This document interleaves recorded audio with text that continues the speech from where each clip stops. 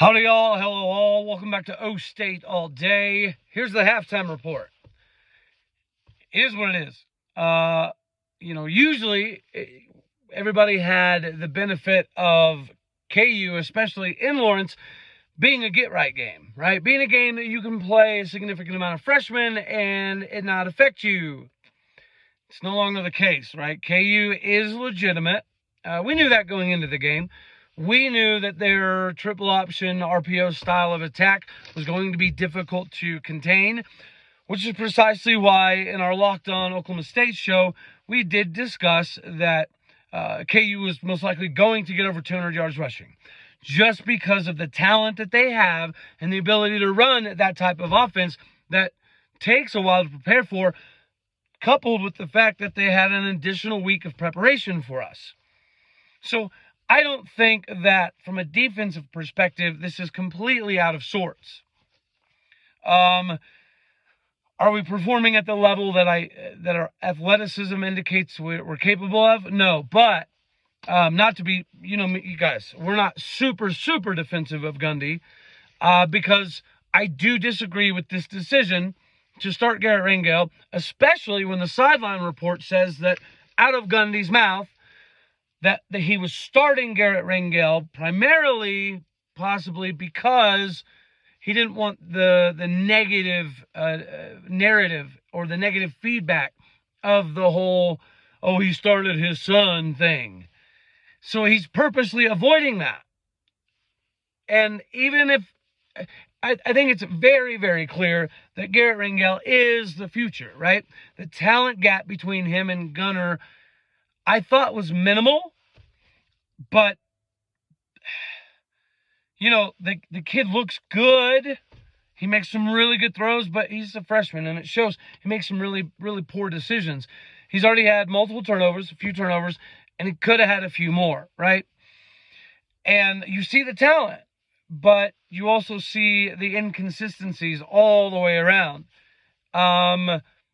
It's good to see Dom back, but I don't think we're seeing enough Jaden Nixon. I know Ollie Gordon's dealing with a little bit of an illness. We're having players go down left and right like mosquitoes.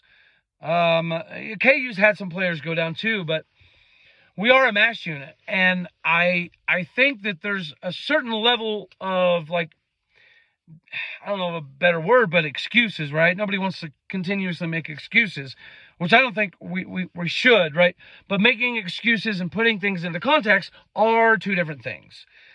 And you do have to take into consideration, like we've already been discussing, the limitations on scout team. It hurts your ability to be prepared for a team that you have knowledge that they have an extra week of preparation for you. So not only do you have to deal with the difficulty of that RPO triple option attack, which is rare, like you do not see this kind of offense. We won't see this kind of offense the rest of the year or next year until we see KU again. It's a pretty old school style mixed in with some of that sugar rush type of thing. It's impressive. This is why KU has got talent. And it's because they're getting kids that, some of which are from Kansas, the state of Kansas, that obviously went elsewhere because no matter how big time of a recruit you were in the state of Kansas, you didn't go to KU. Well, those guys are coming back, and he's building something much like we have in Stillwater. He's doing it at a much quicker rate than Gundy did. It's like you tip your hat to Gundy because he built this thing up, and it is beautiful, it is magical, and the depth is amazing. It's getting tested right now. You remember a few weeks ago, guys, when we were talking about bye weeks, there's a lot of things that go into consideration when you're making a run at a title for any conference at any time and anywhere in any sport. And you hear luck sometimes is a factor, aka the ball bounces a couple of different ways. You get a couple different turnovers, good calls, and you come back and win those crazy type of games. It's good to see this many freshmen playing. It is. I don't think it's an excuse, though, because we have the talent, we have the coaching, we have the capability that losing 3-4 games this season is a disappointment. 100%. Are there factors involved? Yes. Are there things that do give you hope for the future because of how young we are and how many young players are playing at the moment. Yes.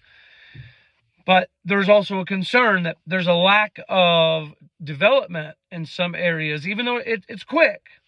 But just think about it, guys. The thought process of, even if Garrett Rangel and Gunnar Gundy are dead even, or Garrett Rangel's a hair above Gunnar Gundy, the thought process and explanation openly that you're starting him because you want to avoid the negative connotation of what it looks like to have your son starting. I mean, that's I don't know, guys. I don't know. That's slightly perplexing to me. Again, I'm not a doubter in Garrett Rangel. You can clearly see the talent. But it's the thought process. It's, if you know that Jaden Nixon and Ollie Gordon aren't getting enough carries, and you've said it multiple times, we all love Dominic Richardson. We all do, right? That's why he has awesome nicknames in Stillwater. The dude is going to have shirts, like Dom Dozer type of shirts. I guarantee it, because if it doesn't come out already, it's something I want to do. We love Dominic Richardson. Is he the best option at running back when you know you need to run the game a little bit more than usual? I don't think so. Every time Jaden Nixon gets the ball, something happens, right? Again, he's the beefier version of Kendall Hunter, in my opinion. And we need more of that. I know, again, Ollie Gordon's in with the sickness, and we have injuries all over the place. And we're playing a lot of freshmen. You do have to take that into consideration. But it's the stubbornness. And it's just, is it not slightly concerning? Am I the only one here that's like, oh, goodness me, I love seeing so many young kids. The future looks bright. But regardless of the talent and whatever the future looks like, if the decision-making is always going to be the same, is this always going to be something that we're going to be concerned about? For the entirety of our fandom at Oklahoma State, yes, we've risen to awesome levels. And everybody loves where we are as a university. But let's be honest, your ability to produce equals the amount of success you have, equals the amount of branding you have, equals the amount of national coverage that it takes to get recruits from all over the country that want to come to Stillwater, America. So every time you play on the field, it's a representation of what you are looking to accomplish. And again, love the depth, love the future. But the decision-making, the thought process behind why we do things, just like the kicking field goals and punts and trying to, not lose a game as opposed to win a game, and, the openness of, against K-State, we let Spencer Sanders go because Spencer Sanders says, hey, I'm good to go, even though they knew from an injury perspective, as we've already come out and said now, he's been super banged up since the TCU game. And because he looked pretty daggone good in the second half of the Texas game, people just assumed, okay, because the guy's Brett Favre style tough as nails, we're in the clear here. We're good to go with Spencer. Guys, the amount of misses and underthrows on deep balls should have been concerning from, again, the TCU game all the way on. Even though he did have parts where he looked really good in the Texas game, the long ball hasn't been there for weeks. So as we've been covering and watching for years, we all knew something was a little off.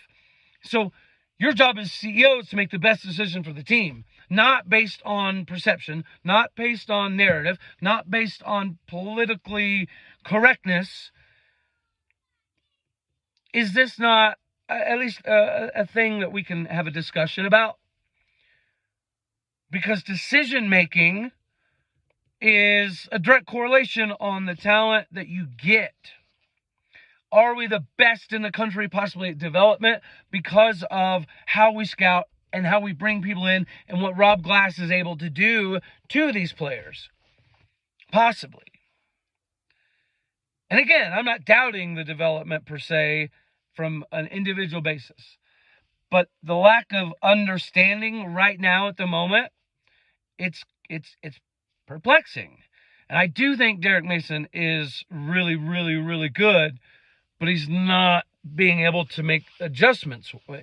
And again, like we talked about, a couple videos ago on the Locked On show, making halftime adjustments is so minimal, right? Because you literally have like 5 minutes to use restroom, get IVs, get retaped, all that fun jazz. And then the coaches typically spend 4, 5, 6 minutes together discussing what we can change. And then you have like 4, 5, 6 minutes to get a dry erase board out and try to make adjustments. So you don't have a massive amount of time at halftime to make a bunch of adjustments. You can make some, right? Sometimes it's minor adjustments that are the keys to the success, like the Texas game.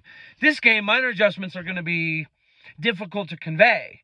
And you see these little youngster type of mistakes, right? You see Garrett Rangel running and throwing across his body. He throws a couple dimes. He throws a couple passes that you aren't traditionally supposed to be throwing, and it's just, Stephon Johnson Jr., he's going to be a phenomenal wide receiver. You see it, again, just like Garrett Rangel, a little bit above, maybe even. He has phenomenal hands, makes massive catches, but he does have some untimely drops. And is that lack of focus, lack of preparation, lack of confidence in the quarterback going to throw to the right spot when you run the right route?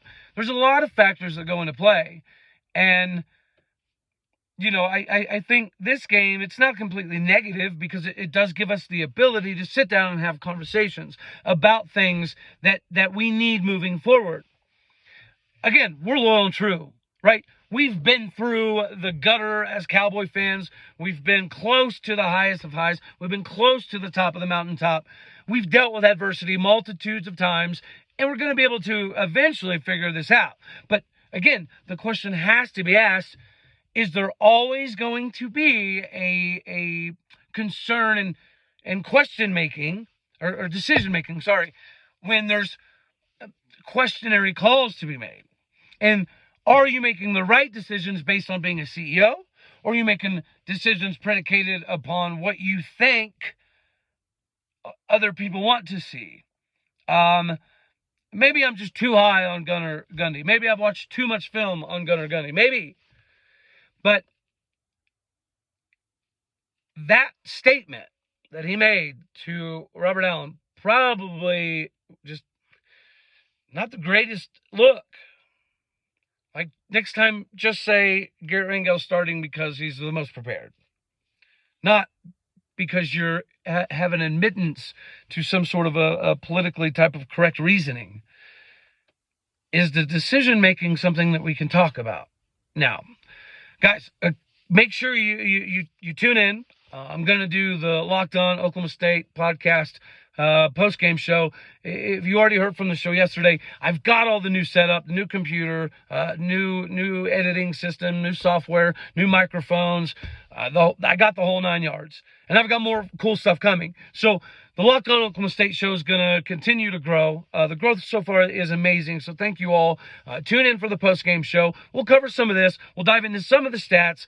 And remember, our keys, which we got to jump into, time of possession. We're not succeeding there. Also, rushing, close would be nice. Another key was winning on first and second down offensively, regardless of who's at quarterback. We're actually kind of doing that. We are winning a lot on first and second down. So that's not all negative. Obviously, turnovers are killing us. What was the other thing? Winning third downs on defense. That's a mixed bag, So we'll dive into all that again a little bit deeper during the post game. We'll talk about all of this, but can we at least please all be open and honest enough to admit that we need to have these conversations? It's not about the talent. It's not about the depth. It's not about the injuries. That stuff does matter. It does play a factor. I get that. But is the decision-making that's been historically accurate for years and years and years, is that not something that we need to at least discuss? Why? Why do we get so, predictable, right? In big-time situations. That, to me, I don't understand, right? Whether you like, love, or hate Les Miles, the riverboat gambler type of mentality that he had and the screw you, OU mentality he had was fun. And that was just in the building blocks. Now, did Gundy have to come in and clean up a lot of the roster because Les Miles was a little loosey-goosey on who he brought in? Yeah. So it's beautiful the way Gundy's built it up. It's the same way Lance Leipold built it up. But Lance Leipold is on like year 2.25. Can we at least have conversations that, again, some things were just a hair from being critiqued, and the decision making, like nobody can argue, I don't think, which we'll jump into post game, the times that Gundy has made mistakes on choosing quarterbacks. Alex Cate rings a bell, correct? Am I right? Adam Lunt, or West Lunt, sorry, rings a bell. By the way, hopefully Adam Lunt sees this.